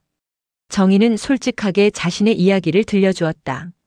며느리와의 갈등, 실버타운으로 이주한 결정, 그리고 새로운 삶을 시작한 과정까지. 70세의 새로운 환경에서 새로운 사람들과 살기 시작했어요. 컴퓨터도 배우고 책도 쓰고 강의도 하게 되었어요. 학생들이 집중해서 들었다. 나이가 든다는 것은 끝이 아니라 새로운 시작일 수 있어요. 물론 용기가 필요하지만요. 강의가 끝난 후 한 학생이 질문했다. 할머니, 두렵지 않으셨어요? 물론 두려웠어요. 하지만 더 두려운 건 아무것도 하지 않고 후회하며 사는 거였어요. 또 다른 학생이 물었다. 젊은 세대인 저희에게 하고 싶은 말씀이 있나요? 정희는 잠시 생각하더니 답했다. 노인을 불쌍하고 도움이 필요한 존재로만 보지 마세요. 우리도 여러분처럼 꿈과 희망을 가지고 살아가고 있어요. 그리고 여러분도 언젠가 노인이 될 거예요. 그때 어떤 노인이 되고 싶은지 미리 생각해 보세요. 강의 후 많은 학생들이 다가와서 인사를 했다. 할머니, 정말 감동적이었어요. 저도 나이 들면 할머니처럼 멋지게 살고 싶어요. 편견을 갖고 있었던 제가 부끄러워요. 돌아오는 길에 정희는 생각했다. 자신의 이야기가 젊은 세대에게도 의미가 있다는 것을 깨달았다. 단순히 농사를 가르치는 것을 넘어서 삶에 대한 새로운 관점을 제시할 수 있다는 것이. 실버타운으로 돌아온 정희를 동료들이 반겼다. 정혜 씨, 어떠셨어요? 학생들 반응이 좋았어요.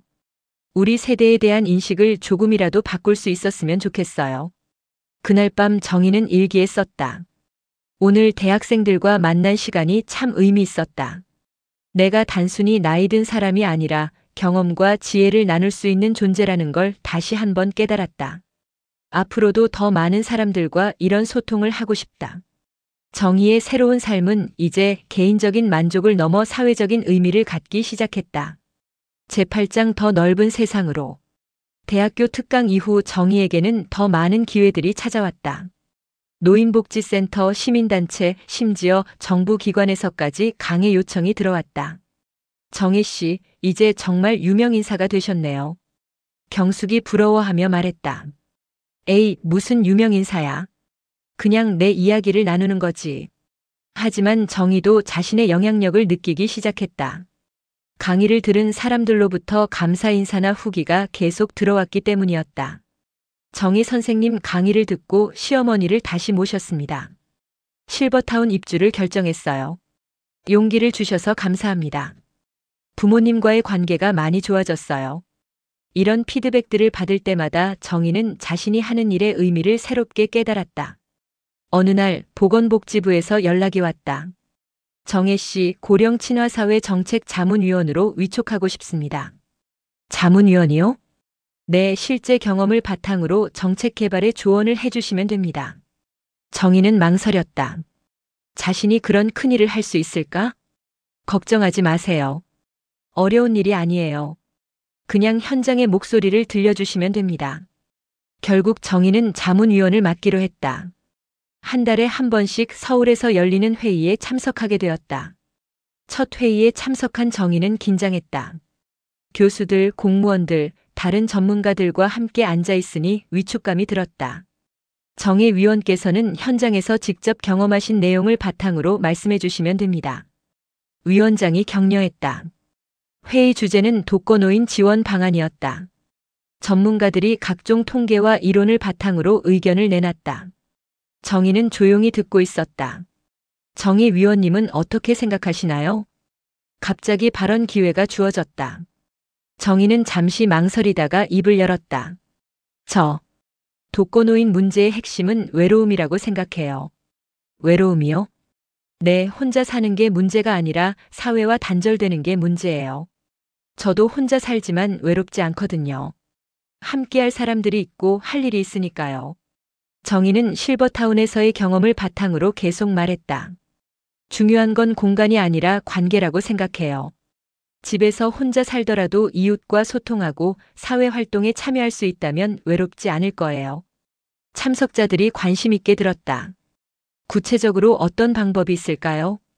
커뮤니티 공간을 늘리고 다양한 프로그램을 만들어야 해요. 그리고 노인들을 단순히 도움받는 대상이 아니라 기여할 수 있는 존재로 봐야 해요. 정희의 발언은 회의록에 중요하게 기록되었다. 회의가 끝난 후 한 교수가 다가왔다. 정희 위원님 말씀이 정말 현실적이고 통찰력 있었어요. 감사합니다. 그냥 제가 느낀 걸 말한 거예요. 그게 가장 중요한 관점이에요. 현장의 목소리 말이에요. 자문위원 활동을 하면서 정희는 많은 것을 배웠다. 정책이 만들어지는 과정, 다양한 전문가들의 관점, 그리고 사회 문제를 바라보는 시각 등. 동시에 정희 자신의 경험과 관점도 정책에 반영되기 시작했다. 특히 노인의 사회 참여 확대 부분에서 정희의 의견이 많이 채택되었다. 정희 위원님 덕분에 정책이 훨씬 현실적으로 되었어요. 담당 공무원이 고마워했다. 한편 실버타운에서는 정희를 중심으로 더 다양한 활동들이 시작되었다. 세대 간 소통 프로그램도 그중 하나였다. 지역 중학교와 연계해서 학생들이 실버타운을 방문하는 프로그램이었다. 할머니, 할아버지, 안녕하세요. 중학생들이 실버타운을 방문한 첫날, 아이들은 처음엔 어색해했다. 자, 어색해하지 말고 편하게 이야기해봐. 정희가 분위기를 풀어주었다. 할머니, 여기서 뭘 하세요? 할머니는 농사도 짓고 책도 쓰고 강의도 해. 책도 써요? 아이들이 관심을 보이기 시작했다. 정희는 우리들의 이야기 책을 보여주었다. 와, 진짜 할머니들이 쓴 거예요? 그럼 우리가 살아온 이야기들을 모은 거야. 한 아이가 책을 펼쳐보며 말했다. 할머니, 이거 정말 재미있어요. 예전엔 이런 일도 있었구나. 그렇지? 너희들이 잘 모르는 시대 이야기들이 많이 들어있어. 프로그램이 계속되면서 아이들과 어르신들 사이에 진정한 소통이 시작되었다. 할머니, 저 요리 배우고 싶어요. 할아버지, 옛날 놀이 가르쳐 주세요. 어르신들도 아이들과의 만남을 기대하게 되었다. 우리 손자 손녀 같아서 너무 귀여워. 순자가 웃으며 말했다. 프로그램은 큰 성공을 거뒀다. 아이들은 노인에 대한 편견이 사라졌고 어르신들은 젊은 에너지를 느끼며 활력을 되찾았다. 정희 씨 아이디어가 정말 좋았어요. 학교 선생님이 감사해했다. 서로에게 도움이 되니까 좋죠. 이 프로그램은 다른 학교로도 확산되었다. 정희는 프로그램 기획부터 운영까지 총괄하게 되었다. 어느 날 정희는 깨달았다. 자신이 단순히 농사를 가르치거나 개인적인 이야기를 나누는 차원을 넘어서 사회 문제 해결에 기여하고 있다는 것을. 내가 이런 일을 할 수 있을 줄 몰랐는데. 70 넘어서 발견한 자신의 새로운 가능성에 정희는 놀라웠다. 그 무렵 또 다른 제안이 들어왔다. 한 출판사에서 정희의 이야기를 책으로 출간하고 싶다는 것이었다. 정희 씨의 이야기가 많은 사람들에게 용기를 줄 수 있을 거예요. 제가 책을 낸다고요? 네, 자서전 형식으로 쓰시면 됩니다. 저희가 편집을 도와드릴게요. 정희는 고민했다. 자신의 이야기가 책이 될 만한 가치가 있을까? 하지만 주변 사람들의 격려로 결심했다. 정혜 씨 이야기를 더 많은 사람들이 읽어야 해요. 철수가 강력하게 추천했다. 책 쓰기는 생각보다 어려웠다. 자신의 인생을 돌아보고 정리하는 일은 쉽지 않았다.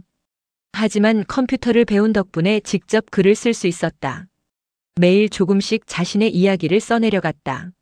어린 시절의 가난, 결혼과 육아의 고단함, 남편과의 추억, 아들 집에서의 갈등, 실버타운으로의 이주, 그리고 새로운 삶의 시작까지. 글을 쓰면서 정희는 자신의 인생을 새롭게 바라보게 되었다. 힘들었던 순간들도 기쁨 순간들도 모두 지금의 자신을 만든 소중한 경험이었다는 것을. 6개월 후 드디어 책이 완성되었다. 제목은 70에 시작한 새로운 인생이었다. 출간 기념회가 실버타운에서 열렸다. 가족들, 동료들, 그동안 정희의 강의를 들었던 사람들이 모두 참석했다. 어머니 정말 자랑스러워요. 성민이 눈물을 글썽이며 말했다. 할머니 짱. 손자 준호가 소리쳤다. 시어머니 존경해요. 미영도 진심으로 말했다. 책은 생각보다 좋은 반응을 얻었다. 서점 베스트셀러에도 오르고 여러 매체에서 소개되었다. 무엇보다 독자들의 반응이 뜨거웠다. 정희 선생님 책을 읽고 용기를 얻었어요. 저희 어머니도 이런 삶을 시작하시면 좋겠어요. 나이에 대한 편견을 깨트려주는 책이에요. 정희는 이런 반응들을 보며 보람을 느꼈다. 자신의 경험이 정말 많은 사람들에게 도움이 되고 있다는 것을. 그날 밤 바다를 바라보며 정희는 생각했다. 내가 이렇게 많은 일을 할 수 있을 줄 몰랐는데. 3년 전 아들 집을 나올 때만 해도 막막했던 미래가 이제는 가능성으로 가득해 보였다. 정희의 새로운 인생은 이제 개인적인 성공을 넘어 사회적인 영향력을 갖게 되었다. 그리고 이것은 아직 시작에 불과했다. 제구장 마음의 화해. 정희의 책이 출간되고 몇 달 후 예상치 못한 연락이 왔다. 미영이 직접 실버타운에 찾아오겠다고 한 것이다. 시어머니, 혼자 찾아뵈어도 될까요?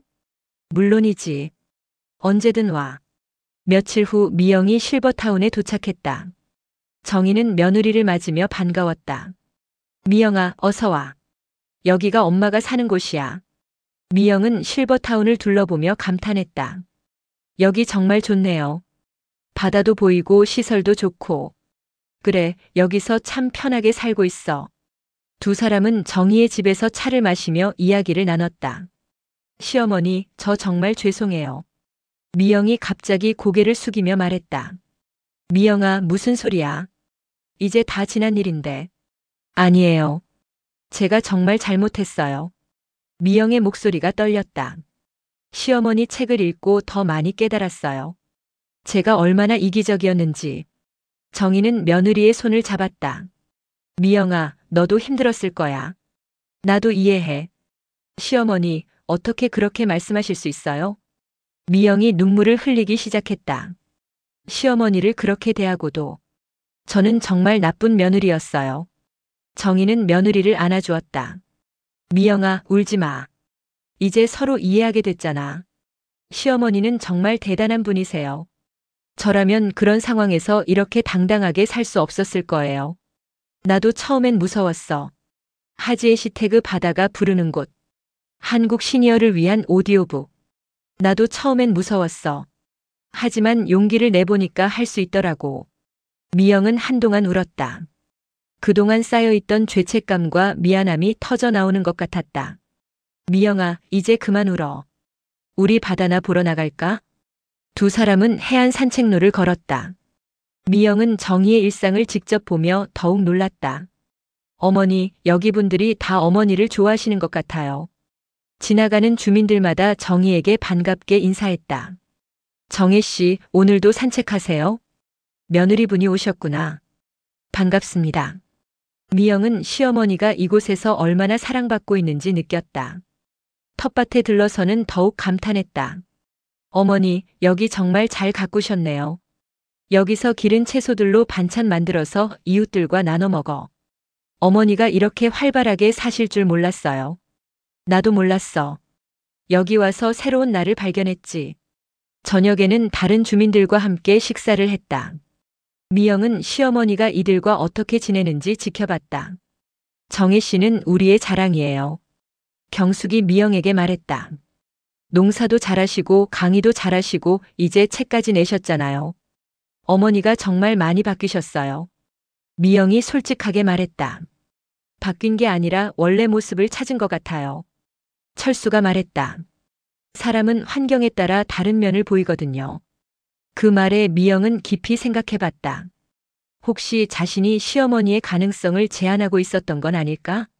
그날 밤 정희의 집에서 하룻밤을 보내며 미영은 더 많은 이야기를 나눴다. 어머니 정말 죄송해요. 제가 어머니를 제대로 이해하지 못했어요. 미영아, 너도 힘들었잖아.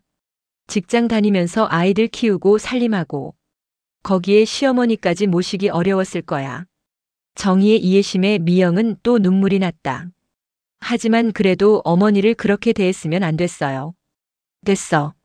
그 일이 있었기 때문에 내가 이런 새로운 삶을 살 수 있게 된 거야. 어머니. 미영아, 이제 우리 진짜 가족처럼 지내자. 서로 부담 주지 말고. 다음 날 미영이 돌아가기 전 두 사람은 마지막으로 바다를 바라보며 앉았다. 어머니, 저도 나이 들면 어머니처럼 당당하게 살 수 있을까요? 물론이야. 너는 나보다 훨씬 똑똑하고 능력 있잖아. 어머니, 앞으로 자주 찾아뵐게요. 그리고 성민이랑 아이들도 데리고 올게요.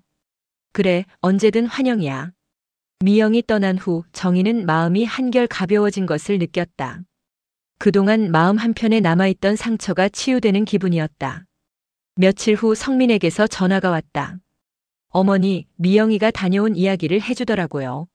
정말 감동받았대요. 그래? 어머니, 저희가 정말 잘못했어요. 이제라도 제대로 효도하고 싶어요. 성민아, 효도는 마음이야. 엄마를 이해해주고 가끔 안부 물어주는 것만으로도 충분해. 어머니. 그리고 너희들이 행복하게 사는 게 엄마한테는 최고의 효도야. 한편 정희의 사회적 활동은 계속 확장되고 있었다. 정부의 고령 친화 정책 자문위원으로서의 활동도 활발했고 전국 각지에서 강의 요청이 끊이지 않았다. 어느 날 특별한 제안이 들어왔다. 한 대학교에서 명예교수로 위촉하고 싶다는 것이었다. 명예교수요? 네, 정기적으로 학생들을 대상으로 인생과 지혜 강의를 해주시면 됩니다. 정희는 깜짝 놀랐다. 초등학교도 제대로 다니지 못한 자신이 대학교 교수라니. 제가 그런 자격이 있을까요? 물론입니다. 정희 교수님의 삶 자체가 최고의 교육 자료입니다. 고민 끝에 정희는 수락했다. 일주일에 한 번씩 대학교에서 강의를 하게 되었다. 첫 강의 날 정희는 떨렸다. 하지만 학생들의 진지한 관심을 보며 용기를 얻었다. 여러분, 저는 학력도 없고 특별한 재능도 없는 평범한 할머니입니다. 학생들이 웃었다. 하지만 75년을 살면서 배운 것들이 있어요. 그것들을 여러분과 나누고 싶습니다. 정희는 자신의 인생 경험을 통해 삶의 지혜를 전했다. 실패를 두려워하지 말 것, 늘 새로운 시도를 할 것, 나이에 구애받지 말 것. 교수님, 가장 후회되는 일이 뭐예요? 한 학생이 질문했다. 좀 더 일찍 용기를 냈으면 하는 거? 70이 넘어서야 진짜 내 삶을 살기 시작했거든요. 그럼 20대인 저희에게 조언해 주세요. 정희는 잠시 생각하더니 답했다. 남들 시선에 너무 신경 쓰지 마세요. 자신이 정말 하고 싶은 일이 뭔지 찾아보세요. 그리고 나이는 핑계가 될 수 없다는 것도 기억하세요. 강의는 학생들 사이에서 큰 인기를 얻었다. 수강 신청이 늘 조기 마감될 정도였다. 정혜 교수님 강의는 정말 다른 어떤 강의와도 달라요. 한 학생이 말했다. 어떻게 다른데? 진짜 삶의 이야기를 해주시거든요. 책에서 배울 수 없는 것들을. 이런 반응들을 볼 때마다 정희는 뿌듯했다. 자신의 경험이 젊은 세대에게 정말 도움이 되고 있다는 것을. 어느 날 강의를 마치고 나오는데 한 학생이 다가왔다. 교수님, 저는 교수님 같은 할머니가 되고 싶어요. 왜? 당당하고 멋있어요. 나이가 들어도 계속 새로운 일에 도전하시잖아요.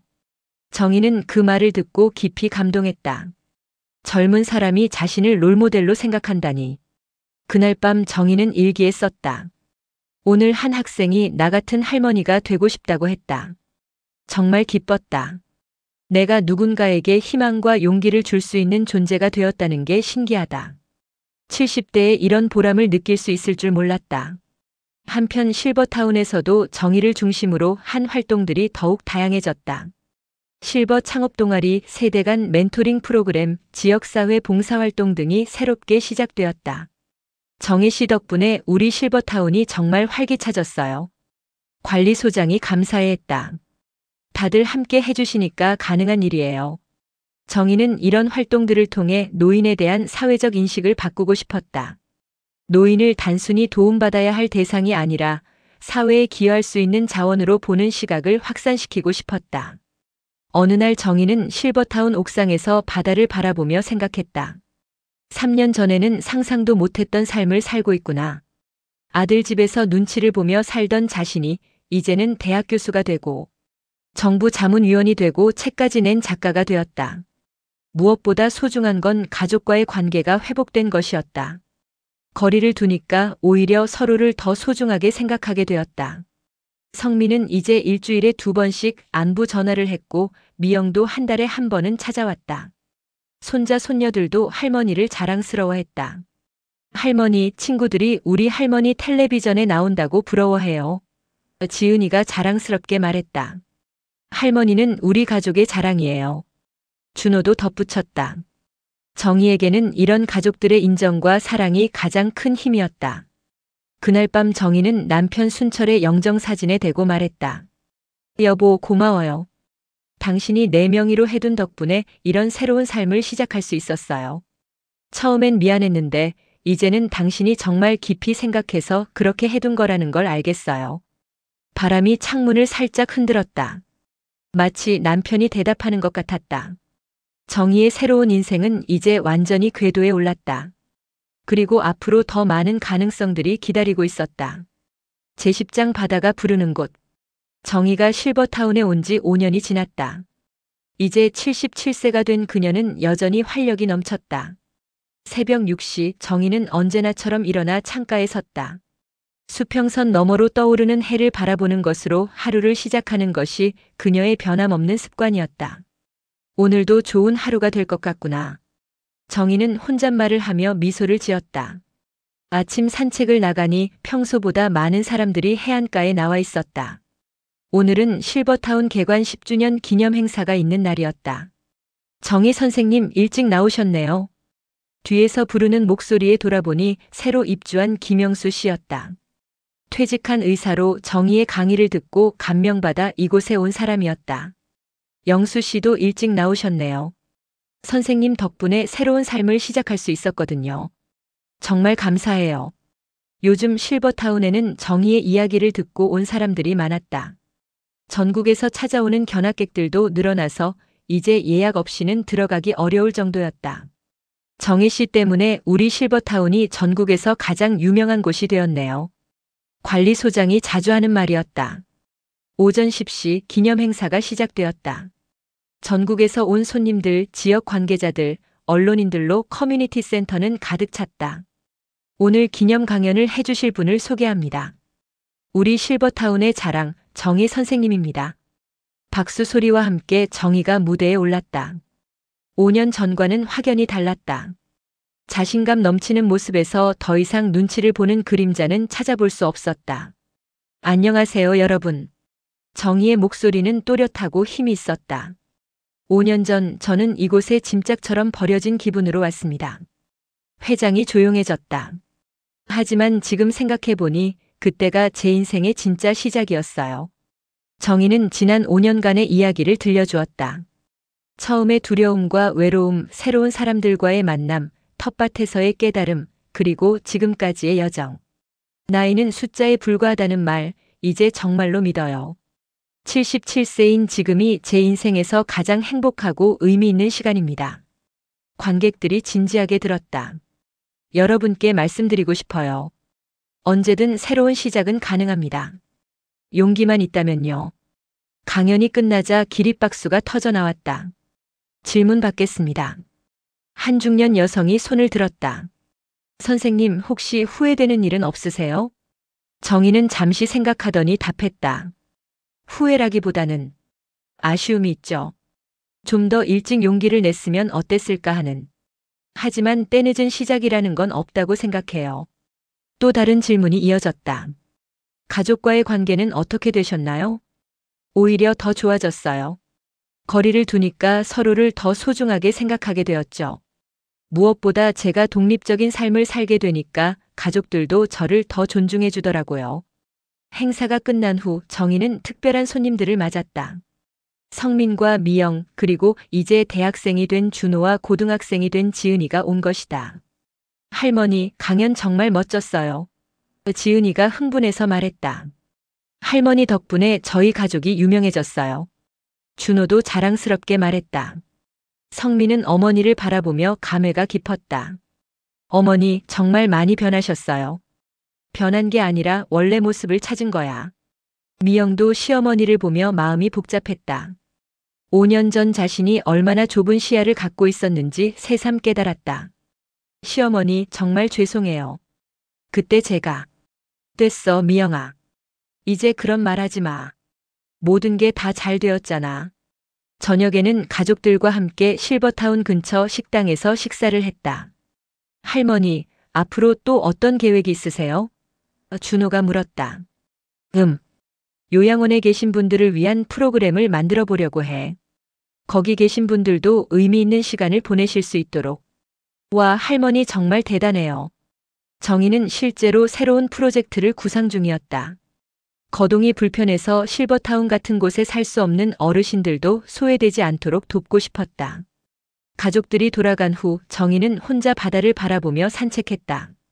5년 전 이곳에 처음 왔을 때가 떠올랐다. 그때는 정말 막막했다. 앞으로 어떻게 살아야 할지, 혼자서 할 수 있는 일이 있을지. 하지만 지금 보니 그 모든 걱정이 기우였다. 오히려 인생에서 가장 찬란한 시간을 보내고 있었다. 정혜 씨. 뒤에서 부르는 목소리에 돌아보니 철수였다. 오늘 강연 정말 좋았어요. 고마워요, 철수 씨. 두 사람은 벤치에 앉아 바다를 바라보았다. 정혜 씨, 혹시 외로울 때는 없어요? 철수가 조심스럽게 물었다. 사실 그는 오래전부터 정희에게 특별한 감정을 갖고 있었다. 가끔요. 하지만 예전처럼 막막한 외로움은 아니에요. 그래도 가족이 있으면 더 좋지 않을까요? 정희는 철수의 의도를 어렴풋이 짐작했다. 하지만 지금의 자신에게는 로맨스보다 더 중요한 일들이 있었다. 철수 씨, 저는 지금이 좋아요. 누구에게 의존하지 않고 혼자서도 충분히 의미 있는 삶을 살고 있으니까. 철수는 정희의 답에 아쉬워했지만 그녀의 선택을 존중했다. 그렇다면 저는 좋은 친구로 남겠어요. 그게 최고죠. 다음 날 아침 정희는 새로운 프로젝트를 위해 시내의 요양원을 방문했다. 정희 선생님 정말 감사합니다. 요양원장이 정희를 맞으며 고마워했다. 여기 계신 분들을 위해 무엇을 할 수 있을까 생각해 봤어요. 정희는 요양원을 둘러보며 어르신들과 대화를 나눴다. 할머니, 여기서 뭐 하세요? 그냥 있어. 한 할머니의 대답에 정희는 마음이 아팠다. 단순히 있을 뿐인 삶이라니. 할머니, 젊었을 때는 뭐 하셨어요? 재봉일했어. 옷 만드는 거. 정희는 아이디어를 얻었다. 할머니, 젊은 사람들에게 재봉 기술 가르쳐 주시면 어떨까요? 내가? 네, 요즘 젊은 사람들이 손으로 만드는 것에 관심이 많거든요. 그렇게 요양원 멘토 프로그램이 시작되었다. 요양원에 계신 어르신들의 경험과 기술을 젊은 세대와 연결하는 프로그램이었다. 재봉, 뜨개질, 전통요리, 서예. 각자의 전문 분야에서 어르신들이 선생님이 되었다. 할머니, 이거 어떻게 하는 거예요? 이렇게 해야 해. 천천히 따라해 보렴. 어르신들의 얼굴이 살아났다. 자신들이 쓸모있는 존재라는 걸 다시 느끼게 된 것이다. 프로그램은 큰 성공을 거뒀다. 참가 신청이 몰려서 대기자 명단까지 생겼다. 정희 선생님 덕분에 우리 요양원이 완전히 달라졌어요. 요양원장이 감격해했다. 이 프로그램은 다른 지역으로도 확산되었다. 정희는 전국을 다니며 프로그램 설립을 도왔다. 어느 날 정희는 깨달았다. 자신이 단순히 개인의 성공을 넘어 사회를 변화시키는 일을 하고 있다는 것을. 내가 이런 일을 할 수 있을 줄 몰랐는데. 77세에도 여전히 새로운 자신을 발견하고 있었다. 그해 연말 정희는 대한민국 자원봉사 대상을 받았다. 이 상은 개인의 영광이 아니라 우리 모든 실버 세대가 할 수 있는 일들이 얼마나 많은지를 보여주는 증거라고 생각합니다. 수상 소감에서 정희는 말했다. 나이는 끝이 아니라 새로운 시작입니다. 우리 모두 그것을 기억했으면 좋겠습니다. 시상식에는 가족들도 모두 참석했다. 어머니 정말 자랑스러워요. 성민이 눈물을 글썽이며 말했다. 할머니 최고. 손자 손녀들이 소리쳤다. 그날 밤 실버타운으로 돌아온 정희는 바다를 바라보며 생각했다. 5년 전 아들 집에서 나올 때만 해도 모든 것이 끝난 것 같았다. 하지만 지금 보니 그때가 진짜 시작이었다. 바다 위로 달빛이 비치고 있었다. 그 은빛길을 따라 정희의 마음도 평온해졌다. 여보 고마워요. 정희는 하늘을 보며 남편에게 말했다. 당신이 남겨준 것들 덕분에 이런 멋진 인생을 살 수 있게 되었어요. 돈보다 더 소중한 걸 남겨주셨네요. 바로 용기를 낼 수 있는 기반을 말이에요. 바람이 정희의 머리카락을 살짝 흔들었다. 정희는 창가로 돌아가 내일의 계획을 세웠다.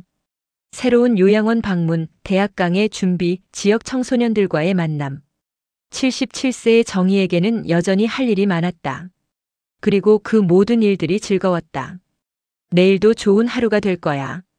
정희는 미소를 지으며 혼잣말했다. 바다가 부른 곳에서 정희는 진정한 자신을 찾았다. 그리고 그 자신으로 세상에 의미 있는 변화를 만들어가고 있었다. 70 넘어 시작한 새로운 인생은 이제 끝을 알 수 없는 가능성으로 가득했다. 바다처럼 넓고 깊은 미래가 정희를 기다리고 있었다. 새벽이 다시 오면 정희는 또다시 수평선 너머로 떠오르는 해를 맞이할 것이다. 그 해는 새로운 하루를, 새로운 기회를, 새로운 시작을 약속하고 있었다. 정희의 이야기는 끝이 아니라 시작이었다. 바다가 부르는 곳에서 그녀가 찾은 것은 단순한 노후의 안식처가 아니라 진정한 자아와 무한한 가능성이었다. 그리고 오늘도 어디선가 정희와 같은 선택의 순간에 서 있는 누군가에게 그녀의 이야기가 용기와 희망이 되어 전해질 것이다. 나이는 숫자에 불과하다. 진정한 인생은 언제든 시작될 수 있다. 바다가 부르는 곳에서 정희가 그것을 증명해내고 있었다. 끝. API의 로즈유이 독자에게 전하는 메시지. 이 이야기를 읽어주신 모든 분들께 감사드립니다. 정희의 이야기는 허구이지만 그 속에 담긴 메시지는 현실입니다. 우리 사회의 많은 어르신들이 정희와 비슷한 상황에 처해 계십니다. 가족과의 갈등, 소외감, 자존감 상실. 하지만 정희의 이야기가 보여주듯이 나이는 새로운 시작을 가로막는 장벽이 아닙니다. 오히려 축적된 경험과 지혜를 바탕으로 더욱 의미 있는 삶을 살 수 있는 자원이 될 수 있습니다. 중요한 것은 용기입니다. 변화를 두려워하지 않는 용기, 새로운 환경에 적응하는 용기, 그리고 자신의 가치를 믿는 용기 말입니다. 또한 이 이야기는 젊은 세대에게도 메시지를 전합니다. 노인을 단순히 도움이 필요한 대상으로만 보지 말고 우리 사회의 소중한 자원으로 인식해야 한다는 것입니다. 세대 간의 이해와 소통이 있을 때 모든 세대가 함께 행복한 사회를 만들 수 있습니다. 정희의 이야기가 여러분의 삶에 작은 용기와 희망이 되기를 바랍니다. 언제든 새로운 시작은 가능합니다. 바다가 부르는 곳에서 여러분만의 새로운 이야기를 써내려 가시기 바랍니다. 마이너스 작가의 말 마이너스. 나이는 숫자에 불과하다. 진정한 인생은 용기 있는 자의 것이다.